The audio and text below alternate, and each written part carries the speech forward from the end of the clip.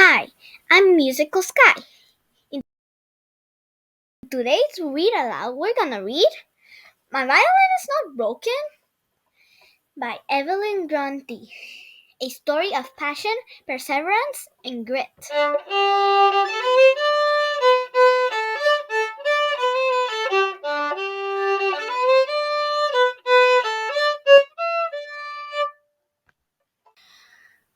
When I was 5, I met a girl with a violin. She was standing to one side of the farmer's market, her violin case open at her feet, playing a simple, magical tune. How do you do it? I asked. With lots of practice, she smiled.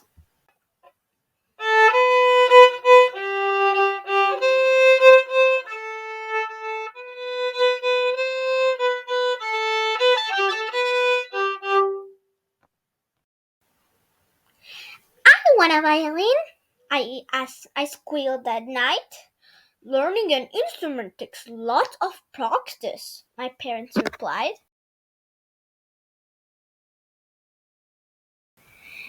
I decided to make a violin.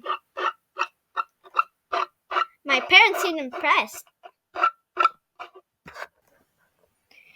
That summer, I got a real violin.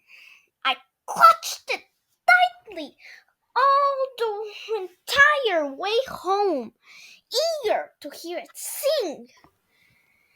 I ran to my room, closed the door, and cracked open the case. I held my violin under my chin and pulled the bow across the strings, just like the girl at the market. My violin sounded terrible. For 7 days, I practiced. Each morning, I tried again, pulling the bow across my strings. My violin only groaned and whined and shrieked in response.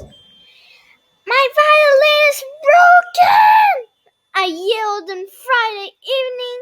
My parents laughed. Learning an instrument takes lots of practice, I mumbled. Clearly, they hadn't been paying attention. When the leaves turned red, I met a teacher with a violin. She taught me how to bend at the waist and to take a bow and hold my violin under my chin with no hands.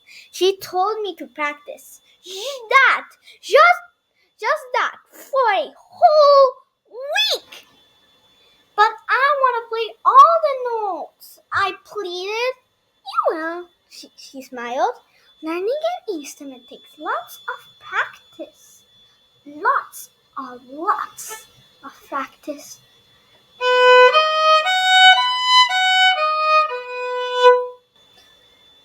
I crumpled. By the time snow fell, I could play all the notes. Brr. But my violin would not sing. I practiced. I practiced high. I practiced low. I practiced fast. Even slow. My clumsy fingers met in all the wrong places. My shoulders ached and I squirmed at the scratching not so right notes. I huffed. I grubbed. And I cried. Down up went my bow. It wasn't pretty. I moved my bow toward my fingers. Too slippery. I moved my bow toward a bridge. Too scratchy. I adjusted and adjusted. My face turned red, and I wanted to throw my useless, no good violin away. It was too hard. I quit. When the trees began to bud, I found an idea. I wasn't sure I could do it, but I decided to give my violin one last try. My wool wobbled between the fingerboard and the bridge as I played for the 100th time. I closed my eyes and remembered the girl at the market. Suddenly, my violin began to sing. My head snapped upward, pulling my shoulders backward, floating through the air. Music filled my room.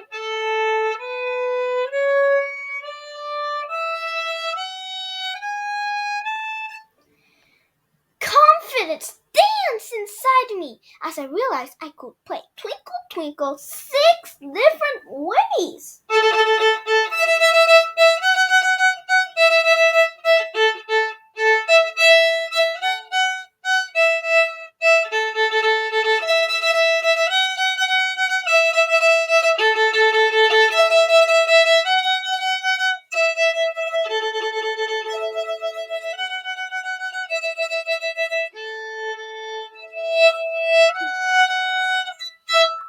When I was 6, I met another girl with a violin.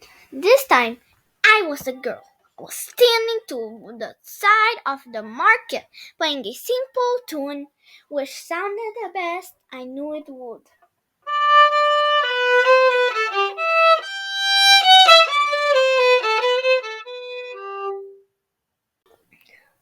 How do you do it? A young boy asked. With lots of practice, I beamed.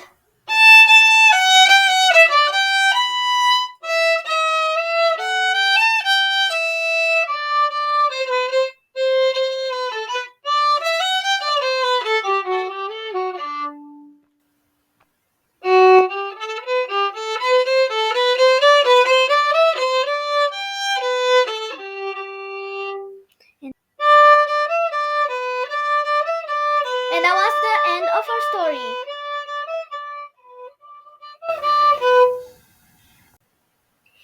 Thanks for watching, like and subscribe.